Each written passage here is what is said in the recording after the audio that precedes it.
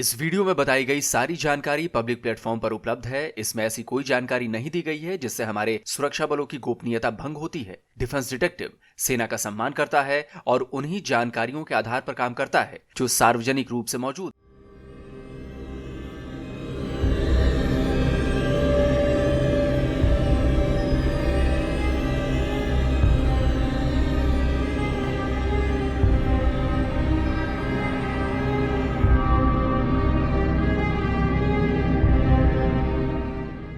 जिस तबाही की आशंका जताई जा रही थी उसने दुनिया का दरवाजा खटखटाना शुरू कर दिया है। बाइडेन के खतरनाक खेल ने रूस और यूक्रेन की ये जो जंग चल रही है उस जंग को और ज्यादा भड़का दिया है।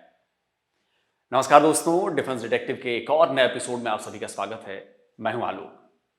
दोस्तों, कल ही मैंने आपको बताया था कि यूक्रेन के रूस पर ATACMS दागने के बाद अब ये लड़ाई बहुत ज्यादा खौफनाक मोड़ पर पहुंच गई है।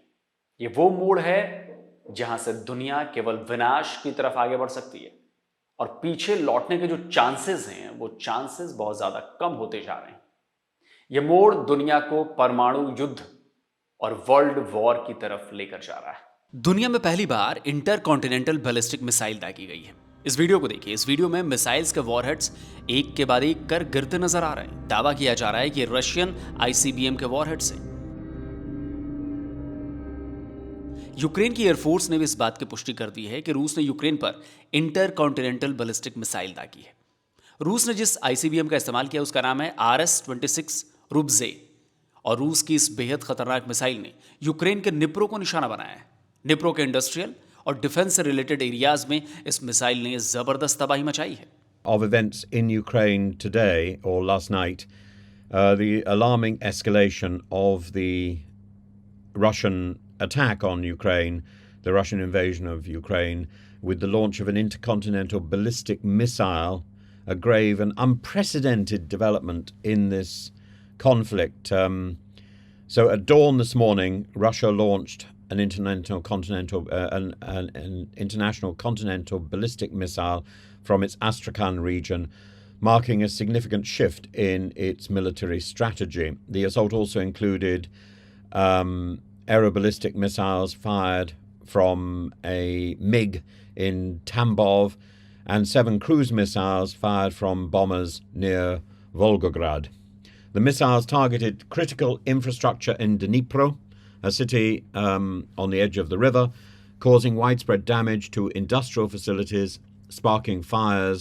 लेकिन सवाल उठता है कि रूस ने यूक्रेन पर हमला करने के लिए ICBM का इस्तेमाल क्यों किया? वो यूक्रेन पर किसी और बैलिस्टिक मिसाइल से अटैक कर सकता था और कर भी रहा है। बात यह है कि रूस का यह हमला अमेरिका और यूनाइटेड किंगडम जैसे देशों के लिए एक चेतावनी की तरह है कि रूस की मिसाइलें उन देशों तक भी आसानी से पहुंच सकती हैं जो यूक्रेन और रूस की लड़ाई को भड़काने में लगे हुए हैं। दावा किया जा रहा है कि रूस के ICBM अटैक की तस्वीरें हैं।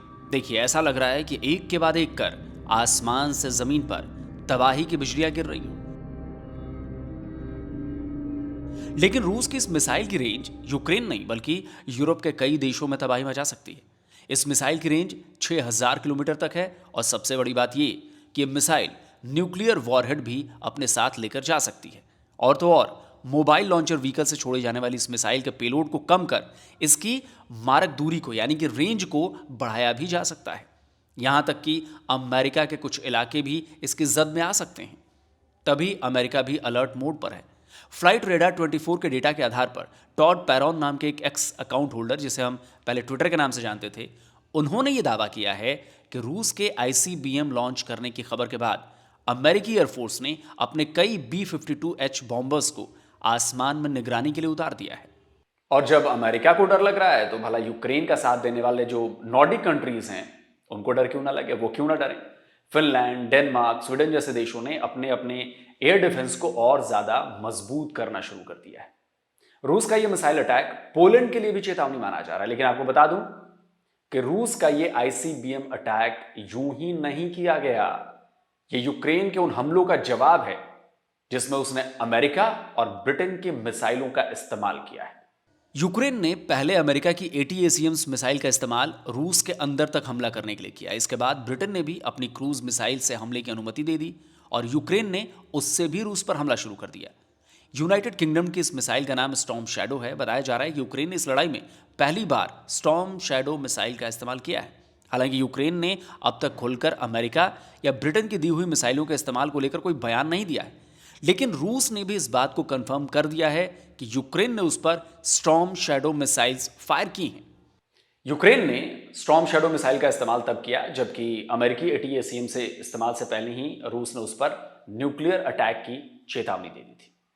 यानी अमेरिका और ब्रिटेन तो छोड़िए, खुद यूक्रेन को भी इस बात की परवाह नहीं है कि रूस उस पर न्यूक्लियर अटैक कर सकता है, तभी उसने ATACMS के बाद स्टॉर्म शैडो मिसाइल रूस पर फायर की। कुछ रिपोर्ट्स बता रही हैं कि यूक्रेन ने 12 स्टॉर्म शैडो मिसाइल्स रूस के खिलाफ लॉन्च किए हैं। इधर रूस का दावा है कि उसने 2 स्टॉर्म शैडो मिसाइल को मार गिराया है, लेकिन इसके बाद ही रूस ने यूक्रेन पर इंटरकॉन्टिनेंटल बैलिस्टिक मिसाइल यानी ICBM लॉन्च कर दी। रूस का यह हमला अमेरिकी ATACMS और यूनाइटेड किंगडम की स्टॉर्म शैडो मिसाइल अटैक का जवाब बताया जा रहा है। मैंने आपको कल बताया था कि अमेरिका में जो बाइडेन के इस फैसले के खिलाफ अपोजिशन ने मोर्चा खोल दिया है। ठीक ऐसा ही बवाल जो है वो यूनाइटेड किंगडम यानी ब्रिटेन में भी मच गया है। इस खबर को देखिए, यह खबर बता रही है कि यूनाइटेड किंगडम के पूर्व नेता विपक्ष जेरेमी कॉर्बिन ने प्राइम मिनिस्टर केयर स्टारमर से सवाल किया है कि यूक्रेन को लॉन्ग रेंज मिसाइल इस्तेमाल की मंजूरी देने से अगर रूस का यूनाइटेड किंगडम के साथ युद्ध छिड़ गया तो क्या होगा, इसकी जिम्मेदारी कौन लेगा। यानी डर यूके में भी है और ठीक ऐसा ही डर जर्मनी में भी दिखाई दे रहा है। जर्मनी की आर्मी ने अपने देश की कंपनियों को लड़ाई की चेतावनी जारी कर दी है। यानी हर किसी को पता है कि आने वाला वक्त बहुत ज्यादा भयानक हो सकता है। अमेरिका और ब्रिटेन की मंजूरी के बाद यूक्रेन रूस पर लगातार उनकी दी हुई लॉन्ग रेंज मिसाइल्स दाग रहा है, फायर कर रहा है। हालांकि यूक्रेन के पास इन मिसाइल्स की बहुत बड़ी खेप नहीं है और रूस इन मिसाइल्स को इंटरसेप्ट करने में भी कामयाब हो रहा है, लेकिन रूस के लिए इन मिसाइल्स का हमला साफ तौर पर एक तरफ अमेरिका और दूसरी तरफ यूनाइटेड किंगडम यानी ब्रिटेन का किया गया हमला है, जिसे रूस बिल्कुल बर्दाश्त करने के मूड में नहीं है। और यह बात रूस ने ICBM का इस्तेमाल करके साफ भी कर दी है।